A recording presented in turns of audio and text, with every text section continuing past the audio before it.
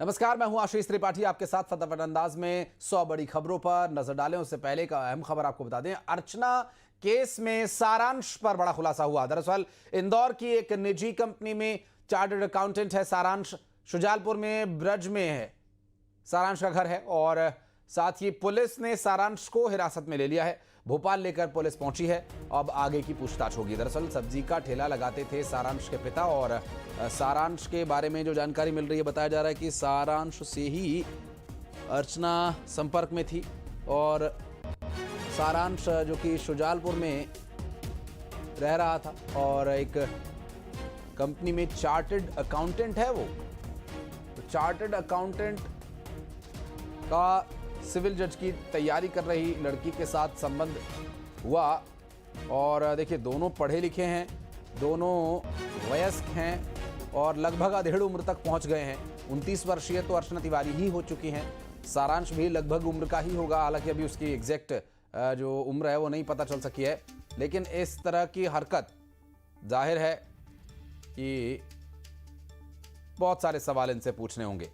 बहरहाल अभी देखना होगा कि शुजालपुर में अर्चना जब 2 दिन रही, सारांश ने ही अर्चना को नेपाल जाने के लिए कहा था। देखिए इसमें बहुत सारे सवाल अभी बाकी हैं। या तो सारांश को अर्चना ने सारी बातें नहीं बताई थी, या तो सारांश अर्चना को सारी बातें नहीं बता रहा था, या फिर ये दोनों अभी तक किसी को कुछ भी नहीं बता रहे हैं। बहुत सारी ऐसे सवाल हैं। शैलेंद्र हमारे सहयोगी इस वक्त हमारे साथ जुड़ गए। शैलेंद्र, सवालों की तो बहुत झड़ी है, लेकिन अहम सवाल ये कि जब दोनों पढ़े लिखे हैं, एक चार्टर्ड अकाउंटेंट है, एक सिविल जज की तैयारी कर रही है, अधेड़ उम्र तक पहुंच गए, 29-30 की लगभग दोनों की उम्र अनुमानित बताई जा रही है, उसके बाद भी इस तरह की लापरवाही, इस तरह की हरकतें, छुपना छुपाना, भागना भगाना।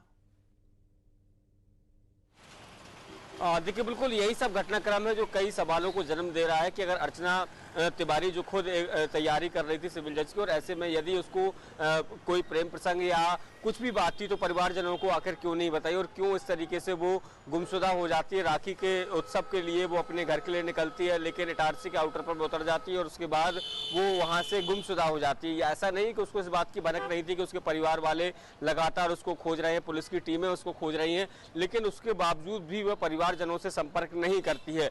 जबकि उसी अपने दूसरे फोन जो उसने नया लिया था उस पर इंस्टाग्राम की आईडी को वो इंस्टॉल करती है और उसी के जरिए जो है पुलिस उस तक पहुंच पाती है। इसके साथ ही जिस तरीके से पुराना सीडीआर निकाला गया था उसके माध्यम से पता चलता है कि सारांश से वो लगातार बातचीत कर रही है, तो सारांश तक पुलिस पहुंचती है, सारांश से बातचीत होती है और उसके बाद ये पता चलता है कि वो नेपाल बॉर्डर की तरफ चली गई है।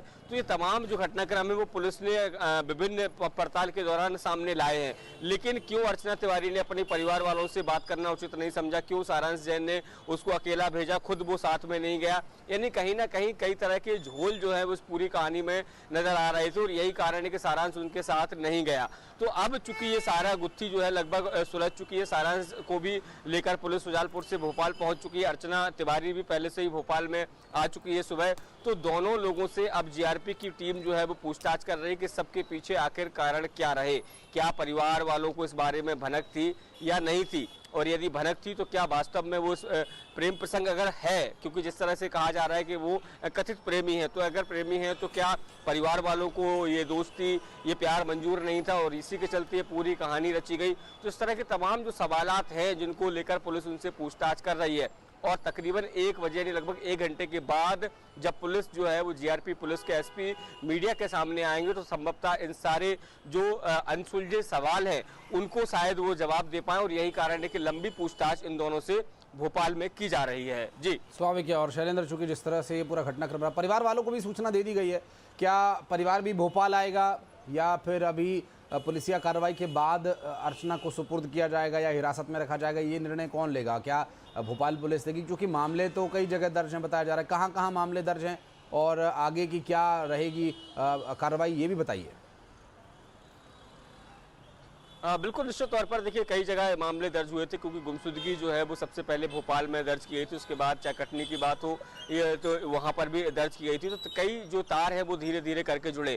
तो ऐसा है कि परिवार वालों को तो एक दिन पहले यानी कल जिस तरीके से जो जानकारी परिवारजनों ने भी दी थी कि अर्चना सुरक्षित है, ये जानकारी खुद पुलिस जो एसपी है रेल उनकी तरफ से दी गई। तो उन्होंने खुद कल ये कहा था कि उनसे बात हो गई है, अर्चना सुरक्षित है। तो फिलहाल पुलिस देखिए पूछताछ अपनी जरूर करेगी, क्योंकि जो कहानियां निकल कर सामने आ रही है 12 से 13 दिन पुलिस को भी पसीने बहाने पड़े हैं। रेलवे ट्रैक पर वो पैदल चले हैं, खेत खलिहानों में पैदल चले हैं, नदियों के आसपास उन्होंने खंगाला है। तो तमाम जो मशक्कत पुलिस ने की है, तो ऐसे में अब इस पूरी कहानी से पर्दा उठाने का काम तो पुलिस जरूर करेगी और एक एक बारीकी से उससे पूछताछ होगी। उसके बाद ही ये तय होगा कि जो है क्या उसको हिरासत में लिया जाता है या फिर परिवारजनों के सुपुर्द कर दिया जाएगा। हालांकि परिवार को आधिकारिक तौर पर जानकारी दे दी गई, संभवतः वो लोग भोपाल पहुंच भी चुके होंगे, लेकिन जिस बात का मैंने जिक्र किया कि मीडिया से बचने के लिए न तो वो जीआरपी थाने लेकर आए हैं इन दोनों को और ना ही जो रेल का मुख्यालय है, रेल जहां एसपी बैठते वहां पर लेके गए। और इसके साथ तीसरी जगह प्रेस कॉन्फ्रेंस होनी नहीं, पुलिस कमिश्नर दफ्तर में ये प्रेस कॉन्फ्रेंस होनी, तो वहां पर भी इनको लेकर नहीं आए हैं। नहीं, अन्य किसी जगह पर, किसी थाने में, हो सकता है किसी सरकारी गेस्ट हाउस में इनसे पूछताछ की जा रही है और पूछताछ के बाद जब पुलिस संतुष्ट हो जाएगी उसके बाद अग्रिम कार्रवाई होगी। 1 बजे तक का हमको इंतजार करना होगा आशीष। 1 बजे जब रेल एसपी राहुल लोढ़ा इस पूरी प्रेस कॉन्फ्रेंस को संबोधित करेंगे तब वो बताएंगे कि आखिर क्या कुछ खुलासे हुए और आगे की कार्रवाई जीआरपी आखिर इस पूरे मामले में क्या करने वाली है। निश्चित रूप से, और चूंकि अभी परिवार की तरफ से भी कोई आधिकारिक बयान इस पर नहीं आया है, जीआरपी की 1 बजे प्रेस कॉन्फ्रेंस होने वाली है ही, तो क्या ये माना जाए कि सारांश को भी यहीं भोपाल ला करके पूछताछ की जाएगी या वहाँ की पुलिस वहाँ उनसे पूछताछ करेगी? क्योंकि अभी बहुत सारे रास्तों अभी सारांश के द्वारा भी उसका खुलासा किया जाना है। शैलेंद्र, निश्चित तौर पर आशीष, देखिए जैसे सारांश के बारे में जब पता चला था पुलिस को, तो पुलिस ने पहले भी सारांश को हिरासत में लेकर पूछताछ की थी और उसके बाद अब जब बहुत सारी चीज़ें सामने कंक्रीट तरीके से सामने आ गई तो उसके बाद फिर एक बार सारांश को हिरासत में लिया गया और बताया जा रहा है कि सारांश को लेकर जो टीम है जीआरपी की वो अब भोपाल पहुंची है और भोपाल में उससे भी पूछताछ की जा रही है कि आखिर ऐसे क्या कारण रहे कि उसने इस पूरी कहानी को रचा। और जब पता था कि पुलिस उसको ढूंढ रही है, परिवार वाले ढूंढ रहे हैं, तो उसने पुलिस से या परिवार वालों से संपर्क साधने का प्रयास क्यों नहीं किया, क्यों अर्चना को नहीं बोला कि वो अपने घर लौट जाए। तो इस तरह के तमाम जो सवालात हैं वो जरूर अभी पुलिस उनसे सवाल जुटाने का काम कर रही है और उस सवालों के बाद ही तय हो पाएगा कि आखिर ये पूरी कहानी क्यों रची गई और इसके पीछे और कौन कौन जो मास्टरमाइंड है। जी, स्वाभाविक रूप से, और इस तरह की पूरी जो ये कार्रवाई है, अब देखना ये होगा कि इस पूरे मामले में देखिए पुलिसिया कार्रवाई जो अब तक हुई उसके बाद या तो देखिए आशंका इस तरह से भी है शैलेंद्र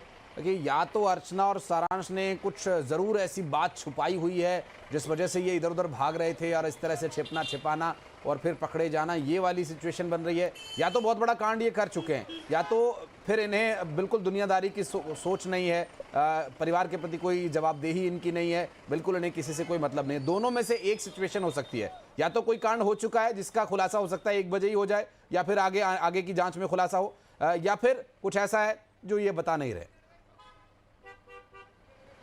बिल्कुल देखिए कुछ ना कुछ तो है जैसे सारी चीज़ों को छुपाया जा रहा है, क्योंकि देखिए जिस तरीके से उसने दूसरा फ़ोन खरीदा, यानी पहले से ये प्लानिंग थी कि वो ट्रेन में कहाँ उतरेगी, कहाँ से कहाँ उसको जाना है और यही कारण है कि वो ऐसी जगह पर नहीं उतरी जहाँ वो सीसीटीवी में कैद हो सके।